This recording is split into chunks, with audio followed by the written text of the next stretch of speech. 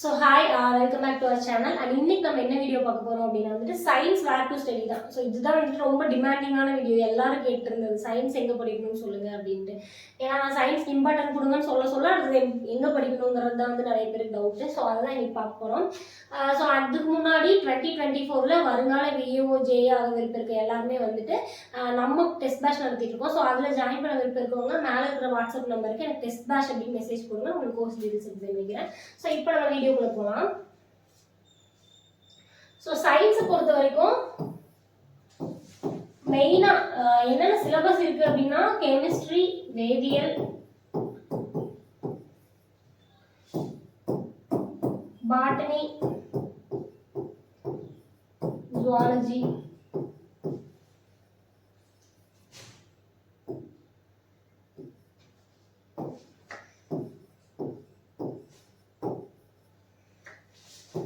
physics,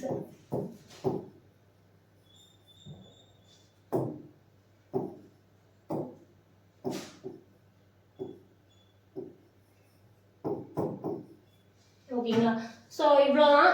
இதுதான் வந்துட்டு சயின்ஸை பொறுத்த வரைக்கும் பார்க்கறதுக்கு ரொம்ப குட்டி டாப்பிக்காக தெரியும். புக் எடுத்து பார்த்தாலும் தெரியும். ஃபிசிக்ஸ் வந்துட்டு 6 to 10 அத்தனையிலும் படிக்கிற மாதிரி இருக்கும். நிறைய டாபிக்ஸ் இருக்கும். இயக்கம், ஒளி அப்படின்னு சொல்லிட்டு நிறைய டாபிக் இருக்கும். ஸோ கெமிஸ்ட்ரி, பாட்டனி, ஓகேங்களா. இதில் வந்துட்டு நம்ம ஸ்டூடெண்ட்ஸை படிங்க அப்படின்னு சஜஸ்ட் பண்ணுறது வந்துட்டு கெமிஸ்ட்ரி, பாட்டனி மட்டும்தான். ஏன்னா மார்க் எப்படி ப்ரீவியஸ் இயர்ல எப்படி கொஸ்டின்ஸ் கேட்டிருக்கிறாங்க, எதுக்கு வந்துட்டு ப்ரையாரிட்டி கொடுக்குறாங்க அப்படிங்கிறத பொறுத்து தான் படிக்க சொல்லுவாங்க. ஸோ இதை நீங்கள் படிச்சிங்கனாலே சாலையில் ஒரு 10 to 15 மார்க் எடுத்துடலாம், ஓகேங்களா. ஃபிசிக்ஸை படித்தா அப்போது 1 மார்க் கேட்குறாங்க.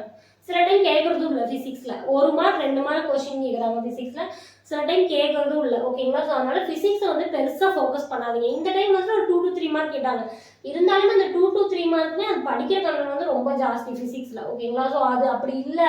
இதை படிச்சுட்டு இதுக்கு மேலே படிக்கணும் அப்படின்னா என்ன படிக்கலாம் அப்படிங்கிறத நான் சொல்கிறேன். ஸோ மெயின் நம்ம ஃபோக்கஸ் பண்ணுறது கெமிஸ்ட்ரி, பாட்னி ப்ளஸ் ஜுவாலஜி. இது படித்தோம்னாலே சாலில் ஒரு 10 கொஸ்டினாவது நம்ம கரெக்ட் ஆயிடும், ஓகேங்களா. ஸோ நம்ம அதில் கொஞ்சம் ஒரு 160 கிட்ட நம்ம எடுக்கிறோம் அப்படின்னா ஒரு 10 கொஸ்டின் எக்ஸ்ட்ரா வந்தால் நம்மளுக்கு பெட்டர் தானே. போஸ்டிங் முன்னாடி போகிறதுக்கு ரொம்ப யூஸ்ஃபுல்லாக இருக்கும், ஓகேங்களா. ஸோ அதனால இப்போ நான் சஜஸ்ட் பண்ணுறது பாட்னி, ஜுவாலஜி, கெமிஸ்ட்ரி மட்டும்தான். ஸோ இன்னைக்கு வந்துட்டு கெமிஸ்ட்ரியில் வேர் டு ஸ்டடி பார்க்க போகிறோம், ஓகேங்களா. ஒரு யூனிட்டாக நம்ம பார்க்கலாம். இன்னைக்கு வந்துட்டு ஸோ சயின்ஸ் வந்து படிக்க ஸ்டார்ட் பண்ணணும் அப்படிங்கிறவங்களுக்கு இன்னைக்கு கெமிஸ்ட்ரியில் என்னென்ன லெசன் படிக்கணும் அப்படிங்கிறத சொல்கிறேன். நீங்கள் அதை படிச்சுட்டு இருங்க. அடுத்தடுத்து நான் பாட்னி, ஜுவாலஜிக்கு என்ன படிக்கலாம் அப்படிங்கிறத சொல்கிறேன், ஓகேங்களா. ஃபிசிக்ஸ் மோஸ்ட்லி படிக்கிறனால என்னோட சஜஷன் படிக்கிற மாதிரி இருந்தால் இம்பார்ட்டண்ட்டாக எது படிக்கலாம் அப்படிங்கிறது நான் சொல்கிறேன், ஓகேங்களா. ஸோ கெமிஸ்ட்ரி பொறுத்தவரை என்னென்ன சிலபஸ் இருக்குது அப்படின்னா அமிலம், காரம், உரம். கெமிஸ்ட்ரிங்க ஒரு குட்டி யூனிட் தான் நமக்கு சிலபஸில் கொடுத்துருப்பாங்க. குட்டி டாபிக் தான் கொடுத்துருப்பாங்க. அமிலம், காரம், உரம், பூச்சிக்கொல்லி, அன்றாட வாழ்வியல் வேதியியல், பயன்பாட்டு வேதியியல், நம்மை சுற்றியுள்ள பருப்பொருட்கள், ஓகேங்களா. ஸோ இதுதான் வந்துட்டு கெமிஸ்ட்ரி பொறுத்த வரைக்கும் இருக்கிற 4 டாபிக். ஸோ இந்த சயின்ஸ் வேர் டு ஸ்டடி எழுதுறப்ப எல்லாரும் என்ன பண்ணுவாங்கன்னா ஒரு ரஃப் நோட் வச்சுக்கோங்க, இல்லை ஒரு புது நோட்டே வச்சுக்கோங்க. வச்சுட்டு சயின்ஸ் வேர் டு ஸ்டடின்னு போட்டு கெமிஸ்ட்ரி அப்படின்னு போட்டு நோட் எடுத்து வச்சுட்டு இந்த வீடியோ பாருங்க. பார்க்க அப்படி எழுதி வச்சுக்கோங்க.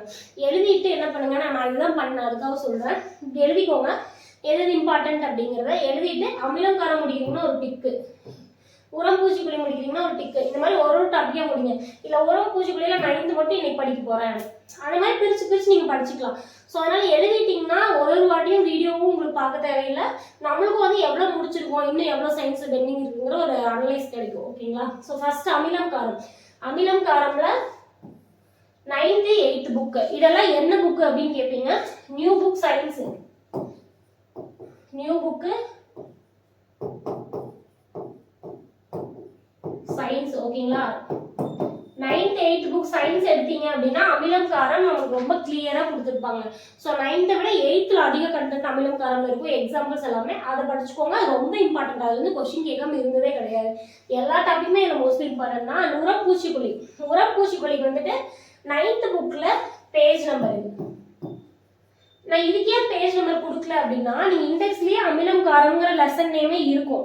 அந்த லெசன் எடுத்து நீங்கள் ஃபுல்லாகவே படிக்கணும். 9th இண்டெக்ஸ் எடுத்துக்கோங்க. 9th புக் சயின்ஸ் எடுத்துகிட்டு இண்டெக்ஸ் பேஜ் பாருங்கள். அதில் வந்துட்டு அமிலம், காரம் மற்றும் உப்பு, அமிலம், காரம் மற்றும் உப்பு அப்படிங்கிற லெசனே இருக்கும். அதை எடுத்து அந்த லெசனை ஃபுல்லாமே படிக்கணும். 8th புக்கும் அப்படிதான், 9th புக்கும் அப்படிதான். பட் இதில் வந்துட்டு நான் சொல்கிற பேஜ் மட்டும் நீங்கள் படித்தா போதும். ஓகேங்களா?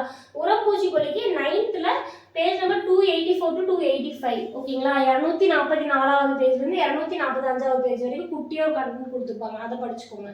அதே மாதிரி 9th 8th வந்து 258 to 267. ஓகேங்களா? இதெல்லாம் ஒரே பேஜ் தான் 9th. பார்த்தா ரொம்ப பெருசாக நிறைய இருக்க மாதிரி இருக்கும், ரொம்ப கம்மி தான். ஸோ இதில் எவ்வளோ வரும்? ஒரு 9 பேஜ்.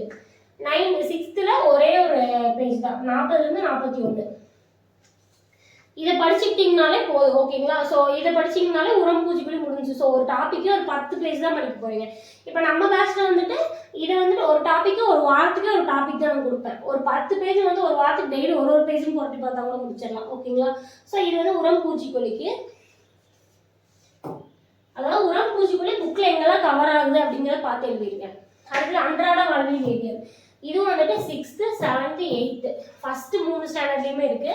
இது வந்துட்டு ஃபுல் லெசன் தான் நீங்கள் படிக்கணும். அன்றாட வாழ்வியல் வேதியியல் வந்து 6th எடுத்தீங்கன்னா லெசன் நேம் அப்படியே இருக்கும், 7thலேயும் இருக்கும், 8thலேயும் நேமே அப்படியே இருக்கும். அந்த லெசனை போய் ஃபுல்லாக படிக்க வேண்டியது தான். ஸோ அதனால தான் பேஜ் நம்பர் கொடுக்கல. அடுத்தது பயன்பாட்டு வேதியியல். ஸோ பயன்பாட்டு வேதியியல் ஒரு 9th புக்கில் மட்டும் ஒரே ஒரு லெசன் பயன்பாட்டு வேதியியல் அப்படின்னு சொல்லி ஒரு லெசன் கொடுத்துருப்பாங்க, அதை மட்டும் படிச்சுக்கோங்க. இது அப்ளிகேஷன் சயின்ஸ் வந்து நமக்கு எந்த இடத்துல யூஸ் ஆகுதுங்கிறது.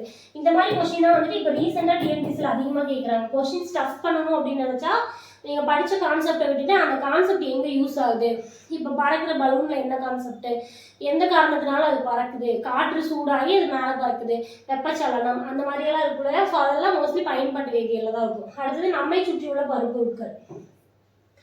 ஸோ நம்ம சுற்றி இருக்கிற சாலிடு, வாட்டர், லிக்விடு, இந்த மாதிரியானதெல்லாமே வந்துட்டு நம்மை சுற்றியுள்ள பருப்பொருட்கள் லெசன் இருக்கும்.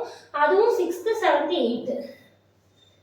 ஸோ இதில் இருக்கிற ஃபுல் லெசனையும் படிச்சுக்கோங்க. ஓகேங்களா?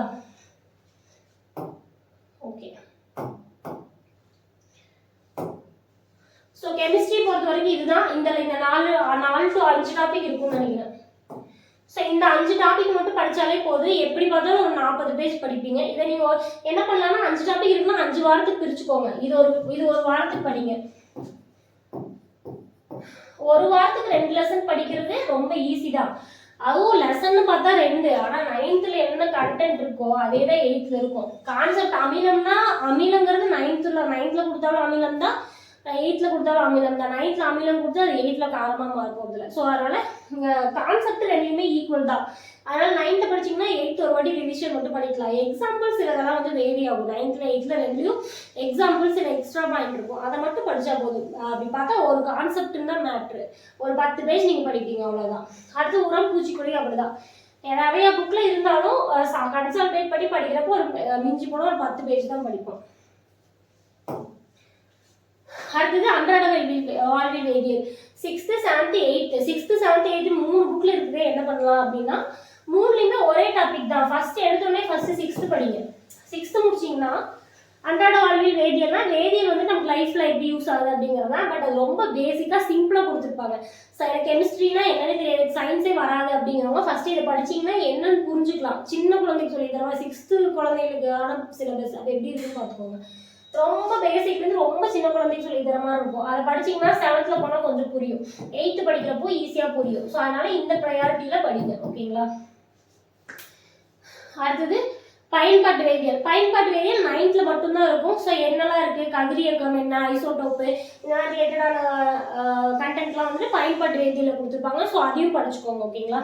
அடுத்தது நம்மை சுற்றியுள்ள பருப்பொருட்கள். இதுவும் 6th 7th 8th இருக்குது. ஸோ ஃபர்ஸ்ட் 6th படிங்க, அதுக்கப்புறம் 7th, அதுக்கப்புறம் 8th. ஓகேங்களா?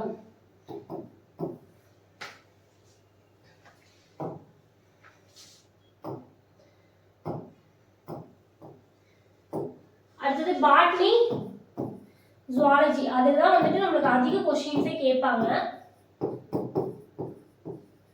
நீங்க எப்படியோ ஒரு கெமிஸ்ட்ரி படிச்சீங்கன்னா ஒரு 4 மார்க் வரைக்கும் எடுத்துக்கலாம். ஓகேங்களா? அடுத்தது பாட்னி ஜுவாலஜியில் ஒரு 5 to 6 மார்க் வரைக்கும் கேட்க வாய்ப்பு இருக்கு. ஓகேங்களா? ஸோ இது வேர் டு ஸ்டடி வந்து நம்ம நெக்ஸ்ட் வீடியோவில் நான் உங்களுக்கு அப்லோட் பண்ணுறேன். ஃபிசிக்ஸை பொறுத்த வரைக்கும் மோஸ்ட்லி படிக்க வேணாம் அப்படின்னு தான் சொல்லுவேன். 1 or 2 கொஸ்டின் தான் கேட்குறாங்க. ஓகேங்களா? இல்லை எனக்கு அது படிக்காமல் போன மிஸ் விட்டுட்டு போகிற மனசு இல்லை அப்படிங்கிறவங்க மட்டும் இல்லை நான் எல்லாமே படிச்சுட்ட டைம் இருக்குது அப்படின்னா ஒளி படிச்சுக்கோங்க. ஓகேங்களா? ஒளியில் மோஸ்ட்லி இந்த கண்ணாடி குழிலென்ஸ் அதெல்லாம் கொடுத்துருப்பாங்க, அது கண்டிப்பாக படிச்சுக்கோங்க. அதுக்கப்புறம் இயக்கம் படிச்சுக்கோங்க.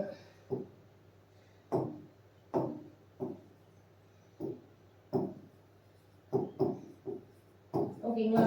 இந்த 2 டாபிக் மட்டும் விட்டுட்டு போவேணாம் அப்படின்னு நினைக்கிறீங்கன்னா இந்த 2 டாபிக் படிச்சுக்கோங்க. ஓகேங்களா? ஸோ இது எங்கே இருக்குன்னு கேட்டால் 6 to 10 ஃபுல்லாக இருக்குங்க. உண்மையாக ஃபிசிக்ஸை பொறுத்த வரைக்கும் அதுதான் பிரச்சனை. 6 to 10 எல்லா ஒரு ஒளின்னு எடுத்திங்கன்னா அது எல்லா புக்லேயும் 6th 7th 8th 9th அத்தனை புக்லேயும் இருக்கும். ஸோ அதனால தான் நம்ம அதை தேடி படிக்கிறது நிறைய கண்டென்ட் படிக்கிற மாதிரி இருக்கும், கொஞ்சம் கஷ்டம். அதனால தான் ஃபிசிக்ஸ் வேண்டாம், இந்த 1 or 2 மார்க்கு இவ்வளோ ஸ்பெண்ட் பண்ணாதீங்க, அந்த நேரத்தில் மற்ற சப்ஜெக்டை ரிவிஷன் பண்ணிடலாம் அப்படின்னு சொல்கிறது. ஸோ அதனால் படிக்க வேணாம். விருப்பம் இருக்கவங்க இந்த 3 டாபிக் மட்டும் ஜஸ்ட் என்ன வாட் இஸ் வாட்னு பார்த்துக்கோங்க, இல்லை பாக்ஸ் கண்டென்ட்டை மட்டும் படிச்சுக்கோங்க. ஓகேங்களா? ஸோ இதுதான் இந்த video. And botany zoology video நான் நெக்ஸ்ட் வீடியோவில் போடுறேன். ஸோ அடுத்த வீடியோ மீட் பண்ணலாம். And then bye.